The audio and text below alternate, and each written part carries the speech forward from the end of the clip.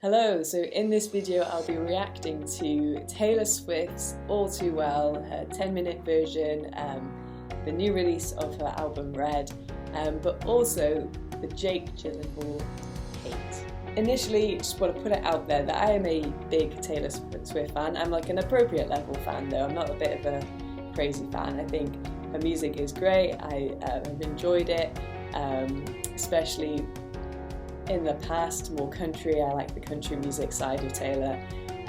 What she has done, basically, if you don't know, she has re-recorded her old music because she kind of lost the rights or something like that to her songs, and she's basically releasing things in the Taylor's version, which means that she's rightfully getting kind of the profits that are made from her songs. So that's what she's doing. So she's re-releasing her old music. She's re-released Red. And one of the fan favourite songs when she initially released Red was a song called All Too Well. It's become a heartbreak anthem, so she's re-released a 10-minute version, so with some more lyric. She's released a music video that also goes alongside this. And within that, so she said that the reason that she has done that is because it's a huge hit with the fans, and the fans have been wanting a video for it, and the fans love the song. And she's done it for them. But kind of what it has brought out is some things from the past. Her relationship that she's talking about in this particular song was a relationship that was 10 years ago. So a lot of time has passed, a lot of growing up and maturing. Probably in 10 years, all of us will be different people in 10 years.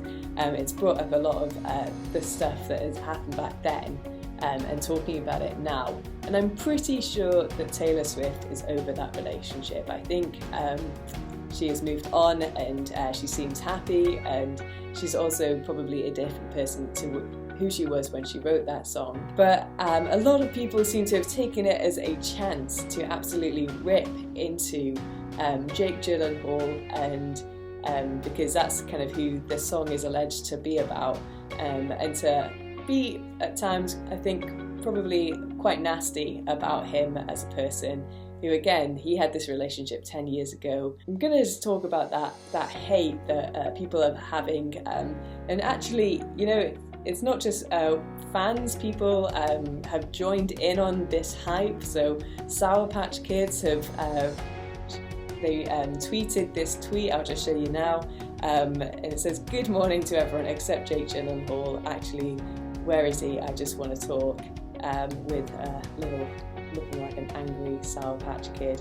And also, even the app Duolingo threw some shade at Jake Gyllenhaal in one of their kind of comments that they had made.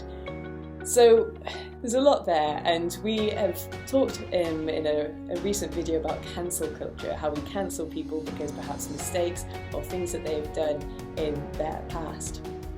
And as a Christian, it's something that I really can't get behind. I can't get behind that whole people should be cancelled completely for some things, so perhaps some mistakes that they'd made when they're younger.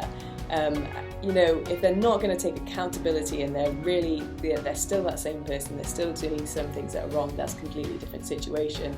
But what I'm talking about is someone who had a relationship 10 years ago, kind of having that be brought back up to the surface. And I don't think this is what even Taylor Swift is asking of her fans. They just seem to have completely been roasting and hating and trying to cancel Jake Gyllenhaal because of it.